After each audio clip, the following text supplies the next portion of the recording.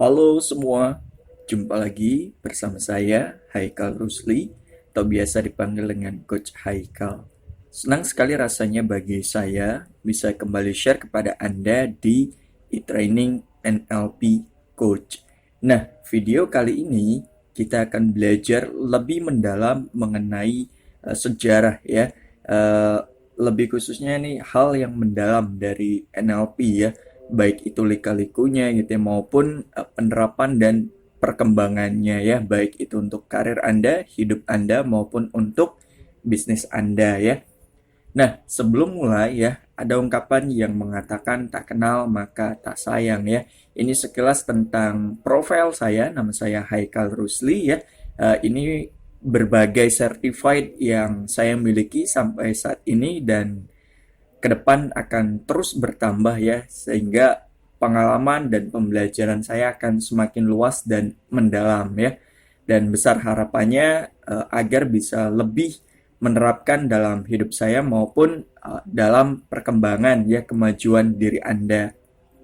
Nah, ini otentik dari certified yang saya miliki sampai saat ini dan akan terus bertambah ya.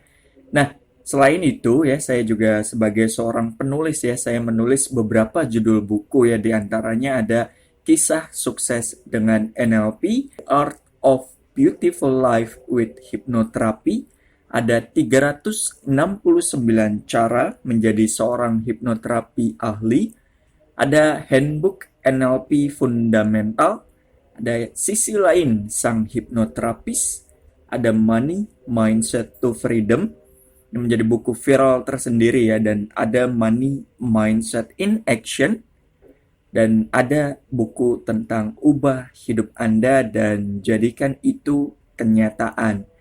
Nah, ini juga ya yang bisa Anda dapatkan dengan sesegera mungkin ya, karena buku ini sudah beredar di seluruh toko buku yang ada di Indonesia. Ia adalah Money Mindset Effect ya, yang bisa Anda dapatkan di seluruh toko buku yang ada di Indonesia ya. Jadi mumpung masih ada, segera Anda dapatkan ya untuk mendapatkan buku tersebut ya, karena Money Mindset Effect inilah merupakan buku penutup dari trilogi fase pertama di Money Mindset. Nah, tanpa berlama-lama lagi ya, inilah tentang sejarah NLP dan perkembangannya ya sampai saat ini, dan bagaimana Anda akan menerapkan NLP ini dalam kehidupan Anda gitu ya, dalam karir Anda maupun dalam bisnis Anda. Nah, NLP pertama kali dikembangkan oleh Bandler ya bersama rekannya Grinder. Bandler di dulunya ya di tahun 70 ia merupakan seorang mahasiswa ya, dan Bandler ini seorang profesor bahasa ya. Mereka berdua akhirnya sepakat ya untuk mempelajari kesempurnaan dalam keterampilan berkomunikasi ya. Jadi dua sosok jenius ini ya, Bandler dan Grinder, di tahun 70-an itu ya, mereka menyepakati untuk mempelajari ya tentang kesempurnaan dari sebuah keterampilan berkomunikasi ya. Karena berkomunikasi di saat itu dan saat ini ya menjadi sangat penting bagi kalangan manusia ya, karena tanpa komunikasi yang baik itu ide, gagasan gitu ya maupun pencapaian tidak pernah akan tersampaikan tanpa komunikasi yang baik. Nah, eh, dari kesepakatan itulah mereka memodel ya atau mencontoh dari hal-hal yang sudah ada terdahulunya gitu ya, baik dari pengembangan terapi ya, ada Peart gitu ya, ada Virginia Satir gitu ya, ada Milton Erickson gitu ya, yang menjadi rujukan ya dari pengembangan NLP itu sendiri gitu ya. Nah, apa yang didapatkan dari ketiga sosok tersebut gitu ya, sehingga dari dua orang ini melahirkan atau mencetuskan ide yang bernama Neuro Linguistic Programming ya. Nah, ini ya pertama kali ya NLP itu diciptakan ya karena dia berdasarkan studi objektif ya terhadap bahasa ya, lebih khususnya linguistik ya, komunikasi dan perubahan perilaku ya. Nah, karena dari pengembangan dunia terapi itulah akhirnya mereka menyepakati beberapa hal gitu ya, bahwa dengan komunikasi yang tepat itu dapat memicu respon ya tentang perubahan perilaku. Dan bahan dasar dari penciptaan NLP itu ada 3 sosok ya, ada Albert Korebsky ya, dia ahli linguistik tentang mental map gitu ya, ada Noam Chomsky ya, ahli linguistik tentang deep and surface structure ya, dan ada Bateson ya, beliau adalah ahli antropologi ya tentang logical level ya, dan dari hal ini dikembangkan ada neurological level ya. Jadi ini ramuannya ya, bahan dasar dari penciptaan NLP itu sendiri ya. Dan amat sangat disayangkan ya di tahun 90-an ya, lebih khususnya 1990-an ya, Bandler dan Grinder ini mereka memisahkan diri masing-masing gitu ya, dan NLP mengalami banyak perkembangan ya dari setelahnya gitu ya. Dan di tahun itu Bandler mengembangkan satu yang namanya Human Design Engineering ya, dan menjalankan ajaran NLP-nya ya melalui NLP Society gitu ya. Jadi tanpa NLP Society gitu ya, uh, NLP yang kita pelajari itu apa ya, bukan bukan sesuatu naungan dari Bandler itu sendiri gitu ya, karena Bandler mengunci melalui NLP Society yang ia miliki gitu ya.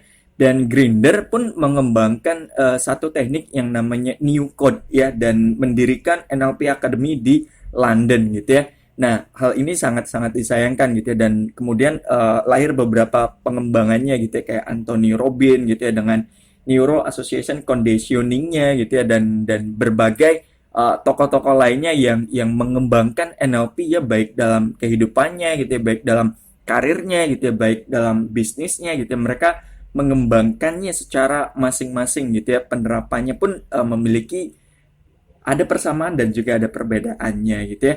Nah, ini dia yang sangat disayangkan di waktu itu ya, di tahun 90-an beliau memisahkan diri masing-masing gitu ya. Nah, menariknya ya, sejak pertama kali NLP diperkenalkan gitu ya, melalui berbagai perkembangan ya, seperti bisnis gitu ya, NLP dapat diterapkan ya untuk pengembangan bisnis gitu ya, karena basicnya adalah seni komunikasi ya, dan dari komunikasi itu melahirkan perubahan perilaku ya. Nah, perubahan perilaku ini sangat dibutuhkan dan dikembangkan ya dalam dunia pendidikan gitu ya, dalam sales lebih khususnya gitu ya, terus kemudian manajemennya gitu ya, kepemimpinannya gitu ya, dan terakhir meningkatkan gaya komunikasinya ya.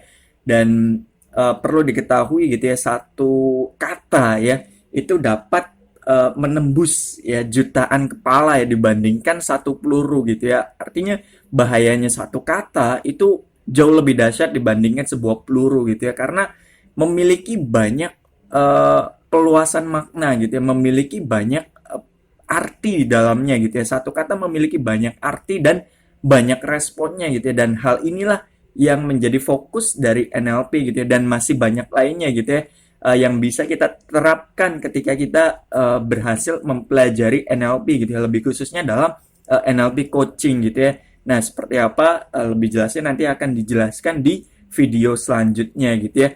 Nah, sehingga gitu ya, dari hal ini gitu ya, intisari dari pembelajaran NLP sebenarnya hanya ada 3 gitu ya. Yang pertama tentang sikap gitu ya. Apa yang dimaksud dengan sikap? Sikap ini dia mencerminkan ya tentang rasa ingin tahu kita ya akan sebuah petualangan ya untuk belajar beraneka ragam ya. Eh, Hal yang paling berharga dalam hidup kita ya, yang nantinya itu akan menuntun sikap kita gitu ya. Kemudian ada metodologi gitu ya. Nah, ini balik lagi ya ke semua perilaku ya dari seseorang ya. Karena perilaku itu dia memiliki struktur yang bisa dipelajari ya. Apapun perilakunya dia memiliki struktur yang bisa kita pelajari gitu ya. Nah, kemudian intisari yang ketiga itu teknik gitu ya. Nah, hasil ya dari perpaduan antara sikap dan metodologi ya yang memungkinkan kita untuk melakukan suatu hal yang lebih lagi gitu ya. Jadi sikap dan metodologi akan melahirkan sebuah teknik gitu ya. Menariknya gitu ya. Metodologi dan teknik itu mudah untuk kita pelajari gitu ya, tapi menentukan sikap yang tepat itu dibutuhkan sebuah apa ya, sebuah pengalaman tertentu gitu ya, mungkin sebuah pembelajaran tertentu gitu ya, yang akhirnya ya sikap mental inilah yang menjadikan diri mereka itu bisa lebih dewasa lagi gitu ya. Nah, sampai di sini gitu ya, dari hal ini gitu ya, apa yang bisa Anda pelajari ya, dan hal apa yang ingin Anda terapkan gitu ya, sehingga nantinya dari sejarah NLP dan penerapan NLP ini ya dapat bermanfaat untuk hidup, karir maupun bisnis Anda ya.